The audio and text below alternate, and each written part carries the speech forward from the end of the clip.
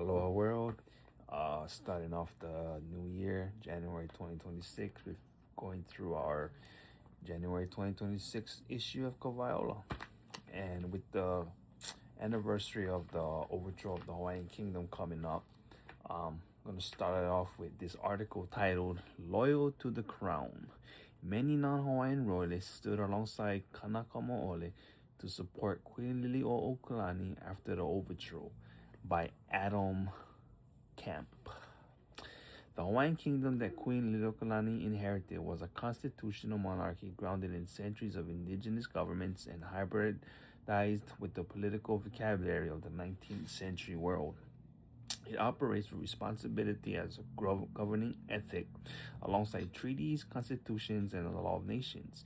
It was multilingual, multiracial, and globally engaged. Political belonging was defined by allegiance rather than exclusively by race. When this constitutional order came under sustained attack, those who stood with the Queen were not only Kanaka Maoli, some were Kupa Hawaii, Hawaiian citizens or nationals who were not indigenous, but who understood themselves as belonging to the kingdom and loyal to its sovereign.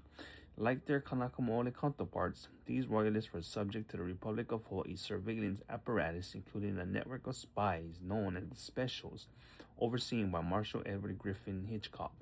Loyalty in this moment carried real consequences.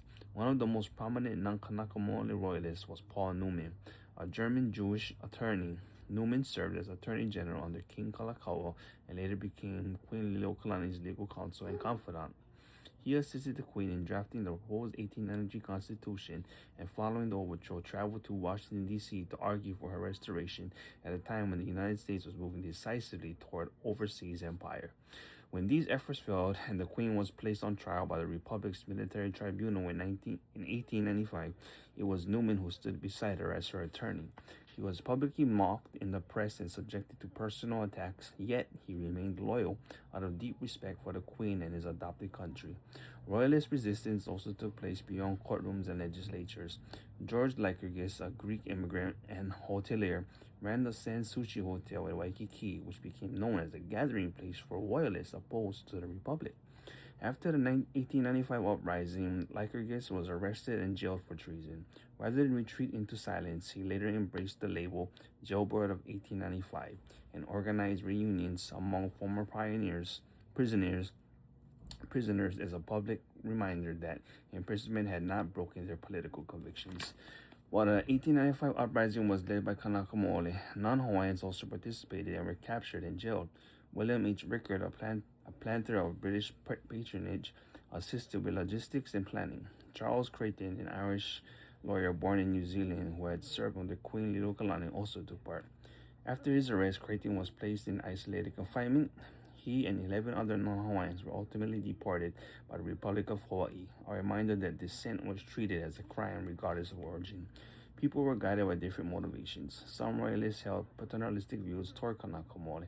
Some had benefited from land or capital during the time of the monarchy, but found themselves excluded from the new republic's elite. Yet, when silence would have preserved comfort and status, many chose to stand with the kingdom out of a sense of duty and moral obligations. Resistance also unfolded to the press. Journalists who supported the monarchy faced harassment, interrogation, censorship, fines, deportation, and imprisonment. Editors and writers, both Kanaka Maoli and non-Kanaka Maoli, at pro-royalist papers such as the Hawaiian Holomua, Kamakainana, and Kealoha Aina, quickly learned the limits of press freedom under the regime. Even journalists who were not royalists were targeted. American writers J.A. Cranston and J.B. Johnson were banished without trial for publishing critical reporting about the regime. The overthrow also divided missionary families. Some descendants, such as Lauren Thurston, became central figures in the Republic's oligarchy. Others took more complicated positions. Rufus Lyman supported annexation but opposed the Republic itself. Still others remained loyal to the kingdom. Charles T. Gulick, born in Massachusetts and descended from a missionary family, had served as a cabinet minister under the monarchy. In 1895, he helped lead the uprising and coordinated arms landing. He was captured, imprisoned, and sentenced to death. He was ultimately pardoned alongside Robert William Kalaniʻiʻapo Wilcox in 1896. There were also royalists whose names were never recorded. Chinese and Japanese immigrants, many of them plantation workers, secretly donated money, arms, and logistical support to royalist efforts in 1889 and 1895. Anonymity was a form of survival. Sugar oligarchs had the power to fire, jail, or deport royalists along with their families. Unlike figures such as Newman or Gullock, they lacked protection due to their race, class, and citizenship. Yet some still chose to act, and some were brave enough to sign their names to the Coué petitions in 1897. These accounts forced us to confront the illegal overthrow, the 1895 uprising, and the purported annexation not as a distant or misunderstood event, but as a sustained process of pressure, coercion, and choice. They challenged the claim that non-Hawaiians were unaware of what was unfolding. Many understood clearly. Kanaka Mo'ole loyalty to the kingdom was persistent, organized, and principled, sustained through petitions, resistant networks, and profound personal sacrifice despite overwhelming force. Alongside them, and some Native Hawaiian subjects and non-Hawaiian subjects of the kingdom chose fidelity to Queen Liliuokalani and paid through their imprisonment, exile, and surveillance or banishment, while those who aligned with the Republic were rewarded with land, office, and protection. For non-Hawaiians today, these histories offer concrete examples of justice-centered allyship.